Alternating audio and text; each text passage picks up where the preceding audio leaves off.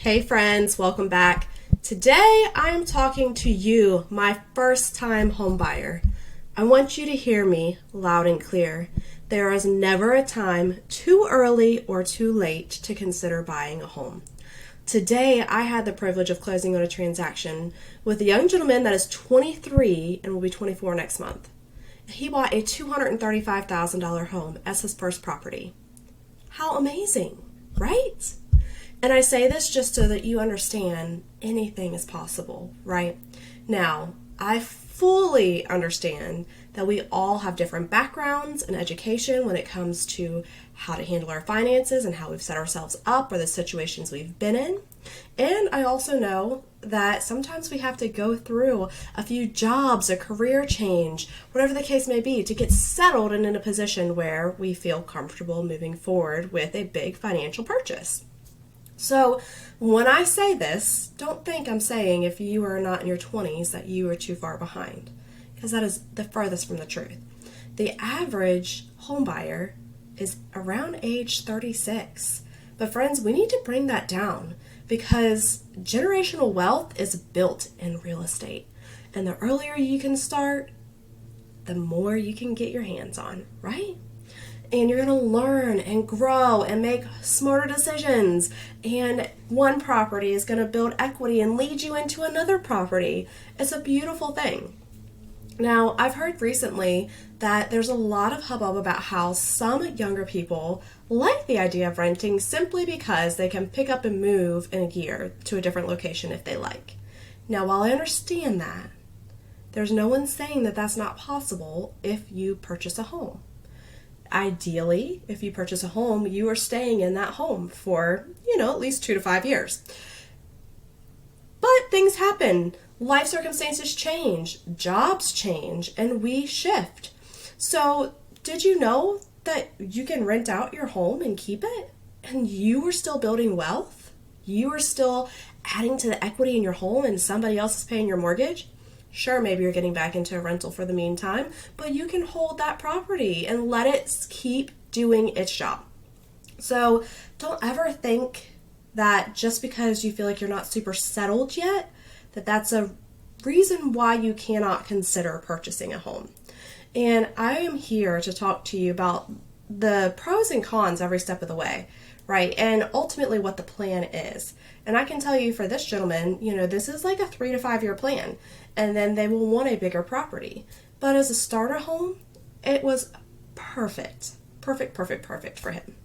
And he doesn't know if he's in his forever job. He might shift. So location-wise, he wanted to be close enough, but then have mobility to switch around if he wanted to.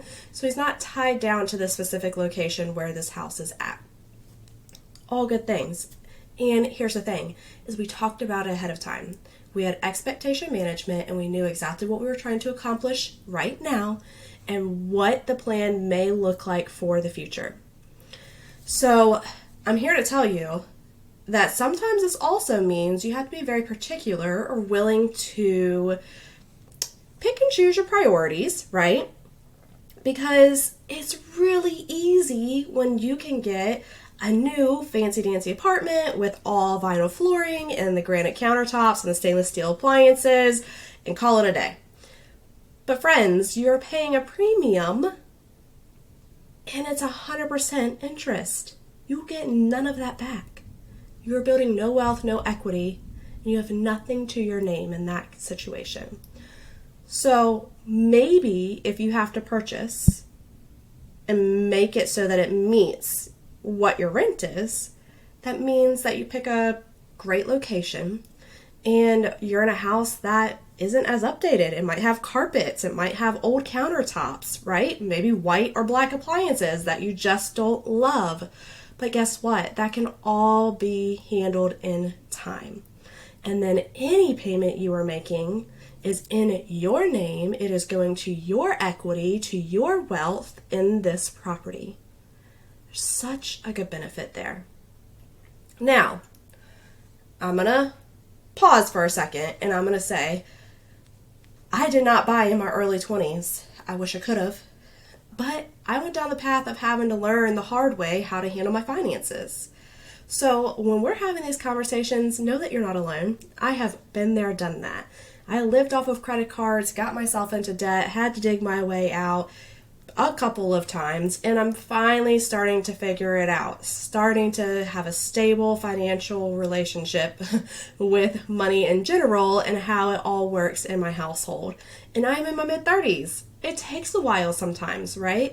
Once again, we're not all wired just to naturally be good with money or have been taught along the way exactly how to make it set up for itself. So let's say you're in my boat where you're in your 20s and it hasn't gone exactly how you wanted it to, financially speaking.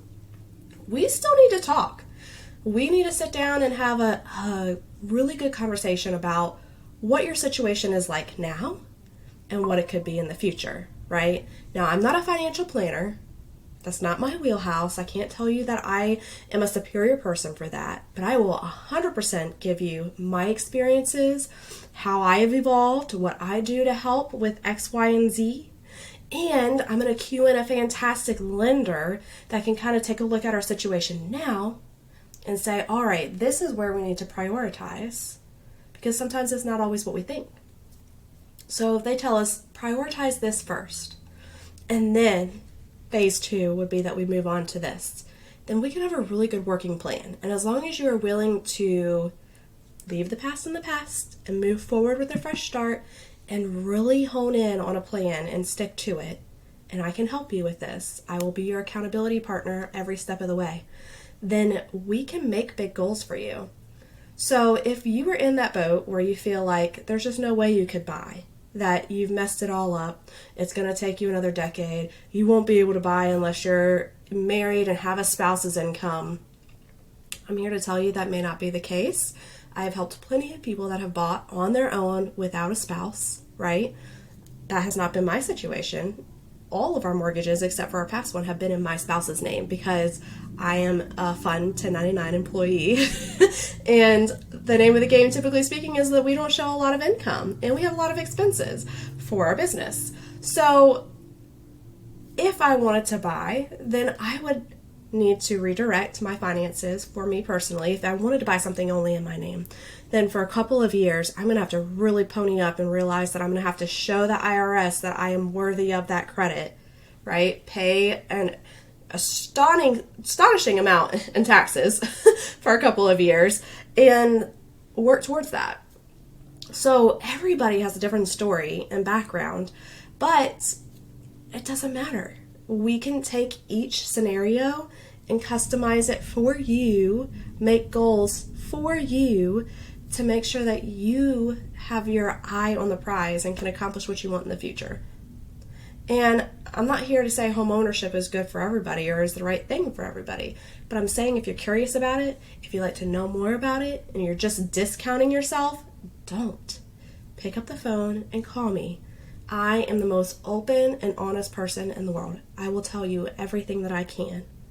And I mean, to my own personal decor, like I will show you. Today I was sitting at a closing table and I pulled out I logged in to my mortgage on one of my properties because it was the same bank that he is utilizing. And I said, look, when you log in, this is what you need to look for, because we were talking about paying to additional principal. And I said, you're going to have your set payment, and then underneath there's going to be this box that says additional principal amount. That's where we're going to pay our extra, because if we just put it in the top box, it's going to go to interest. So I promise you folks, I will literally pull out my own book and show you. All right? There's no secrets here. And I believe that this is such a good way to help with real estate and to run a business. If I'm open and honest every step of the way, there's nothing to hide, and you are in control and you are well educated and you get to make really awesome decisions. Okay? If I've done my job right, I get to a point where you are reaching out to me and saying, hey, Brittany, I'm ready to do X. Or, hey, Brittany, I saw this, I'm doing this, correct? Because you already know and you're just verifying with me. And that's exactly what happened in this case, right? I get a message, hey, I saw my closing disclosure, this is the amount, I'm getting a cashier's check for that, right? Yes. And I will verify, like, this is the amount, this is who it's to. But my guy did such a good job. He listened every step of the way, and they knew exactly what to anticipate. which was fantastic. And this is not a one and done thing for me, right? First time home buyers, I love it because you all are accomplishing something so big. And the fact that you trust me and let me be just a very small part of that is absolutely just something I cherish 100%. So I want you to know that if you are considering buying a home and you just don't know where to start, or you think that you can't, or you might, but you don't know, let's talk about it, because a conversation, you don't have to pay for it. But the knowledge, the experience that I have that I can pass along to you is worth so much. And the confidence of where you are or where you can be is amazing. It's never no. It just might be, what plan do we put in place for the future? So give me a call, send me a message. Let me know that you're ready to talk about home ownership and you just want to know, what are the steps? What do I do? How do I start this process? And I'm going to tell you guys later about a story that I'm going through right now. Hopefully, in a couple months, once we're past it, something that we're trying to learn in our own personal world, like the next step.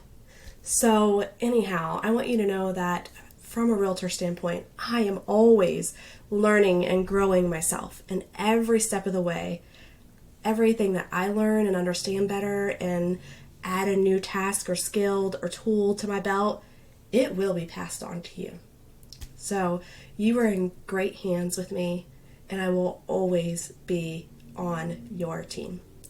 Have a great day, and I can't wait to talk to you more about home ownership.